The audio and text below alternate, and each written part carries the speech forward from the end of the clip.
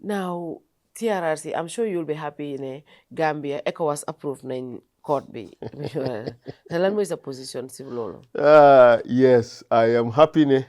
Look, this is tick box approach. The government is playing games with us. They have no intention, there is no political will whatsoever to implement the TRRC recommendation. There's no political will? There's no political will, especially the accountability part. Why? Because lola President Barrow yakar pour muna winat. He doesn't want to offend APRC. So the accountability bit, they have no political will to do it. Xam nga kañ la ko ñemee def. Su demee ba win 2026. Kon da nga foog ne code bi moom dara du xew fi ba after 2026 election. Nothing fundamental will happen. Wow. Because what they're doing now, and I pray to God. Yeah. I pray to God, they prove me wrong. For once, let them prove Essa did not say something that is accurate. Okay? Nañ ko def. We sacrificed our lives for this. To make sure Gambians knew the truth about what happened and that there is rule of law in this country. All right? But look at most of the recommendations of the TRRC do not require a significant financial outlay for ñu implement ko. I say that because I know it. There is nobody who knows it more than I do. Yeah. Okay? So suma waxe lolu amna fuma ko wer. A good part of the recommendations of the TRRC do not require any significant financial outlay. Nañu government wax ci lolu lañ implement. In fact, we were supposed to have a review exercise with the government to sit down and discuss that these were the recommendations, show us what you have done, how far you have gone with others. You cancel ko at the last minute. It would not have painted a good political picture for them. Simply because the government is not serious about implementing the TRRC recommendations. They are not. Because the life of this government depends on appeasing the APRC. And they believe that by implementing the TRRC recommendations, they will be offending the APRC. And therefore, to maintain the cohesiveness of that political coalition, they are not going to. So it's just they're just kicking the can down the road. My sister, from 2021, Bentay, has anything significant happened? Okay, yes, they have passed 2 laws. Okay, they have now signed with ECOWAS has now agreed. Okay, so Fimneka, what they do is they delay until they find it convenient that now they can do it because they have nothing more at stake. So Barrow wine, well, then maybe he can do it because we're not at that time anyway. So fa eme sax neex. But now du ko def. And I challenge them. Na gena def ko. Nañ set up the tribunal, nañ appoint the people. The people are there. Lots of lawyers are there. Gaya nga fa nañ leen appoint léegi. But they have now given us a bill of $150 million to implement TRRC recommendations. Loolu lañ wax. I haven't done the maths, I haven't seen the budget, but I think it is massively excessive. The whole reason why the TRRC recommended that this accountability mechanism should be Gambian accountability mechanism with some international elements is to reduce the cost. They cost it at $65 million. Whoa, that is massive. We're not looking for an international tribunal. We are saying we want an internationalized tribunal. So you have few elements that are international.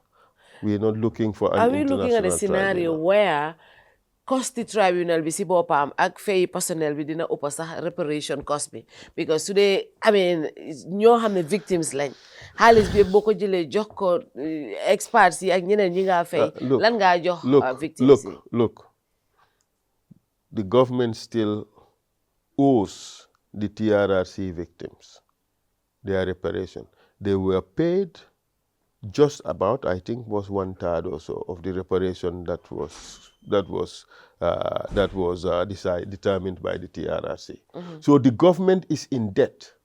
According to the law of the TRRC, okay, a decision of the a financial decision against the government in the TRRC is like a judgment debt. Okay. Wow. So it has to be paid. Lolota TRRC be decided that 50 million bin jox. By the way, it wasn't given to me. I'm not going to Essa Faal lañ ko jox. I was not TRRC. So it was given to the TRRC. Yes. Man, I just helped establish the method of calculating how this thing would be shared and how it is dispensed. And we have to thank Auntie Adelaide Sose, really, for taking leadership over how reparations was done. She did a stellar job at that. So ñoom xam nañ ne there's a debt of at least 150 million, 100 or 150 million, I can't remember exactly. But how many they have to pay to the people? Mus nañ ko boole ci budget. No, gisuma ko. Exactly. Because they have no intention. It's just they're kicking the can down the road. They're kicking the can down the road. Balaa ngaa jël 100 million tegal ko président ne ko yow travel.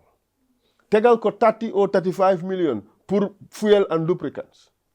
With all that waste, tegal ko 60 million pour mu go around the country. My friend, fayal ñi nga xam ne ñu ngi toog ci wheelchair amuñ dara luñ yaakaar. Fayal ñi nga xam ne toj nañ seen benn bët amuñ dara luñ yaakaar. Am na fi góor yu dul jeex yoo xam ne ñu ngi leen castrate. They are suffering in silence. Dimbale leen na seen yaram daw. Government dafa war a am yërmande ci nit ñi. But these people, they are happy going past people with breakneck speed ak seen gas gosula sile nga xam ne it's all wasting people's money. This nonsense must end. We have to use the little resources we have for the benefit of the people and not for the benefit of the few. Just look at these vehicles, Siga agenda. Are they benefiting the people? I'm not kuma attack for supporting some Yaya Jammeh policies. Man, I have nothing against Yaya Jammeh. Yeah, policies. Man, awma dara against Yaya Jammeh. He did a lot of good things. He did a lot of terrible things. Yeah. So if I could say definitely this terrible thing, I should be equally honest to say definitely lu baax. Yeah. When we had the African Union Summit, African Union Summit in Gambia, yeah, Yaya Jammeh hired vehicles from Gambians and put money in the pockets of Gambians. Yeah. Is that not a good policy? That's definitely good. We put money in the pockets of Senegalese. Yeah. We also imported vehicles. Couldn't we have hired vehicles from... In fact, so West Africa, Gambia has perhaps per capita the highest number of luxury vehicles. Per capita. We have the highest number of luxury vehicles. Taxawal fii ci Batil Harding bi nga gis. Yeah. Du gaay fii lañ dee ñëw jënd si luxury vehicles. Yeah. So we have the highest number. Mënuñoo luyee moto yooyu. Why? We went and spent $15 million. $15 million boo xam ne sax is only 20% paid. The rest is still in debt. So this is waste. There is wanton waste in government. This must stop. And that waste, yekalante bi moko war. Seek ye first the political kingdom and everything else will follow unto you. If you want riches, become a member of the government. Yes. Mota gisulo geweli. Chai. Parot ni yep. It's looking for money. No. Xam nga gis nga ku mel ni man. Su kera bu Yàlla defoon against all odds ma war a join a Barrow government, I will only join it for principle and not for position. Because su dee position lay ut li ma def, and pardon me for saying this, am naa loo xam ne maa ngi koo suturoo enough boo xam ne su dee ku maandu laa mënumaa ñee keneen. Yeah. So santa yàlla alhamdulillah. Okay? I know the president earns quite a lot of money. But in what we do, that is not a lot of money. Yeah. Okay? Yeah. So duma fa dem pour ne dama ut xaalis. Su dee prestige la, li ma def foog naa moo gën a prestigious. Because I get regarded not by just Gambians, but the whole world. Okay? So man su ma waroon a dem in that government, being ki ma doon, I will only do it as a matter of principle. Te gisaguma lan mooy ever war a tax ma def loolu. Understand? I had opportunities, I could have. Yeah. But loolu yëpp important. Li important mooy the current situation that we have, man, that is what I am fighting.